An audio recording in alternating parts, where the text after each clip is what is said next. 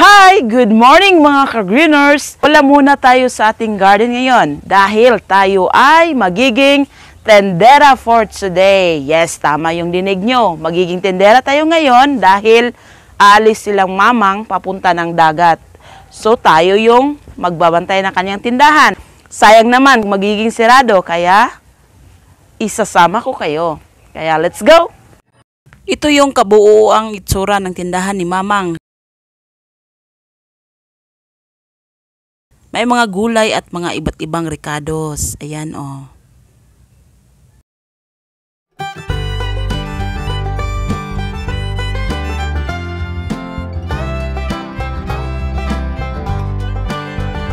So, nandito tayo sa tindahan ni Mamang. Ito mga panindan niya. Dahil wala pa masyadong bumibili, kaya arrange muna tayo.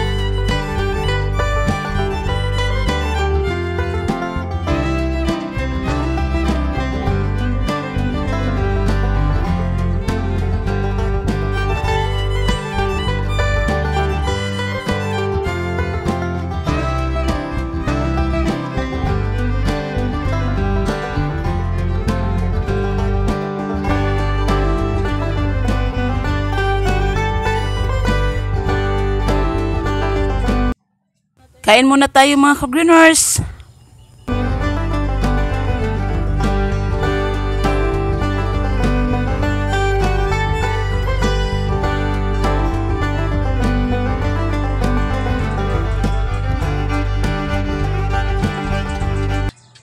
Dahil wala pang customer kaya mag-arrange muna tayo mga ka-greeners.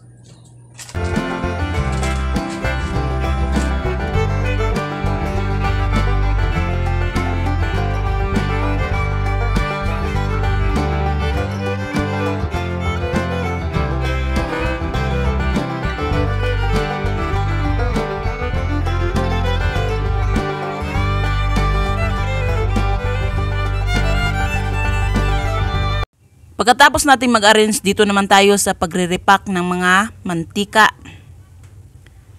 Ito ay nagkahalagang 5 pesos at saka 10 pesos yung repacking natin.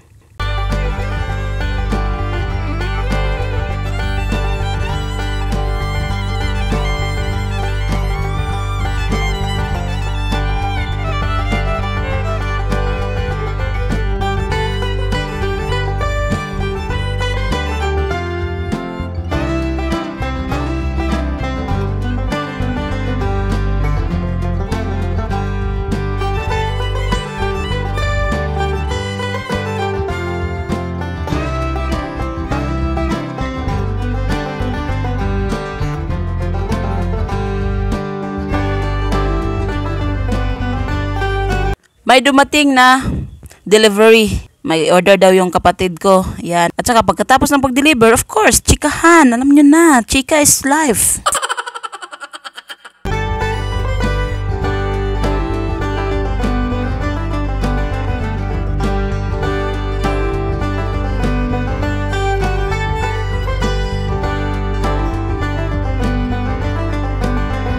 Sa pagpatuloy ng pagre-repack natin mga ka-greeners, may sasabihin ako sa inyo na ang pagiging tindera ay hindi madali dahil nangangailangan ito ng sipag, diskarte at tiyaga para ang ating tindahan ay magiging successful. Yan yung tag 5 peso natin na mantika. At dito may nagpapa-cash out. Buti na lang may GCash ako, so nakakatulong yung GCash sa tindahan ni Mamang.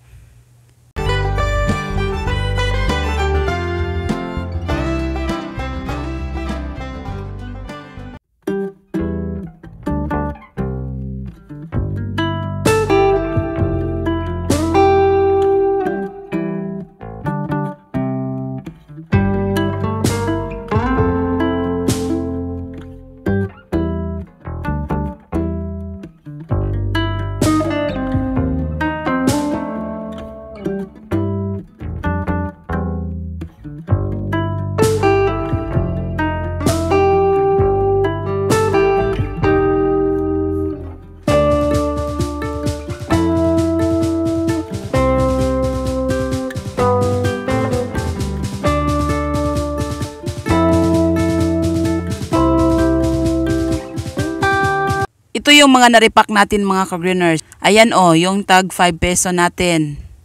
At saka yung isa na tag 10 pesos.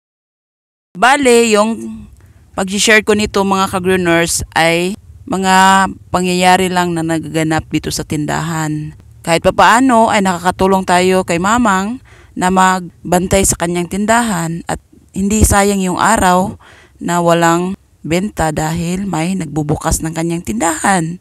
Kaya saludo ako sa mga may bahay na ganito ang kanilang hanap buhay.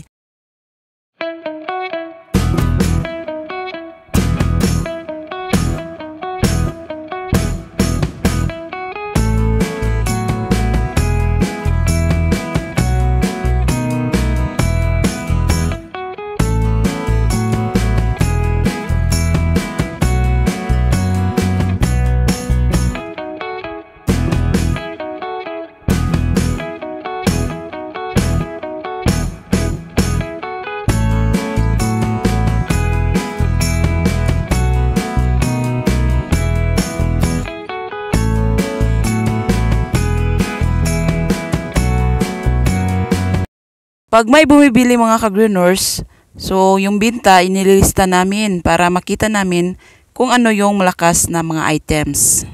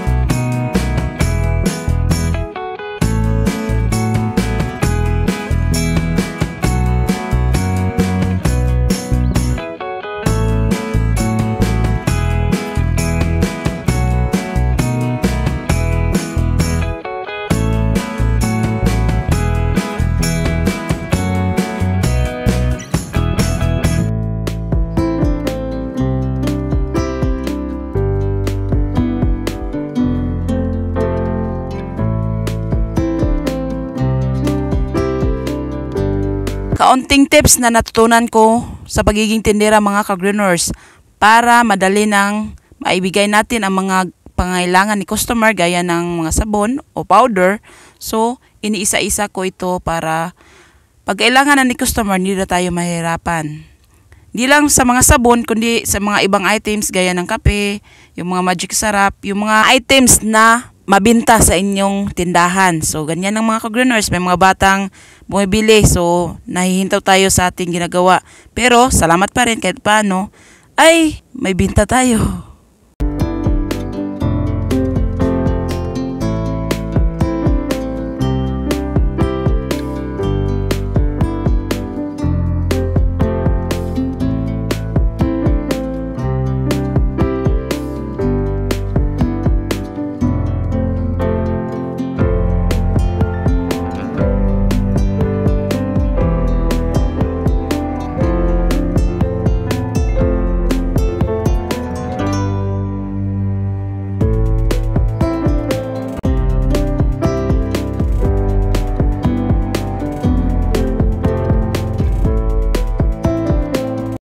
Tanghali na at nakabihis na tayo dito mga ka-greeners dahil medyo mainit na ang panahon dito sa amin. Kaya ayan, bagong bihis.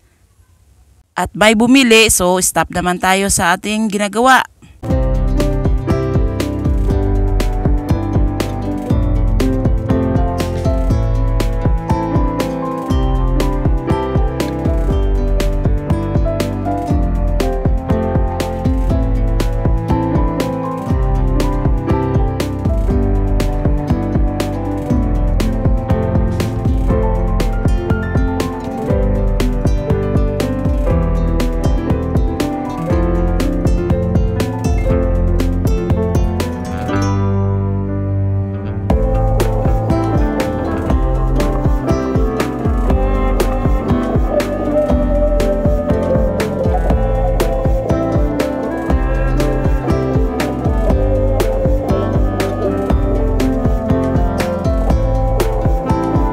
Pinipili ko dito yung mga maayos pa na mga piper o atsal yung tawag dito sa amin. So ayan, dahil may mga nalalanta na mga atsal.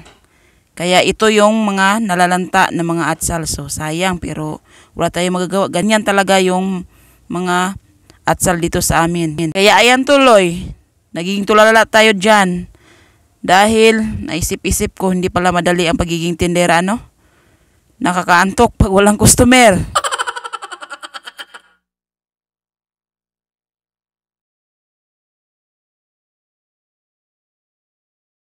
Ay bumibili, nakatago, nahiya tuloy. Akala niya, ano yung ginagawa ko dito? Baka nakita niya yung kamera ko, kaya tumatago. Ako'y nagpapasalamat sa lahat ng mga kasari kanegosyo na mayroong ganitong negosyo.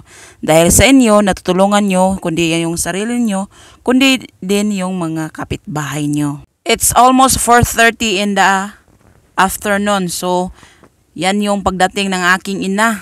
Ayan sila. Madami din sila na naliligo. Yan yung tiyahin ko, yung kapatid ko. At saka ito, yung mukha nila nagiging pinkish dahil sa dagat. At yan yung mama ko. Hi! Say hi to my vlog!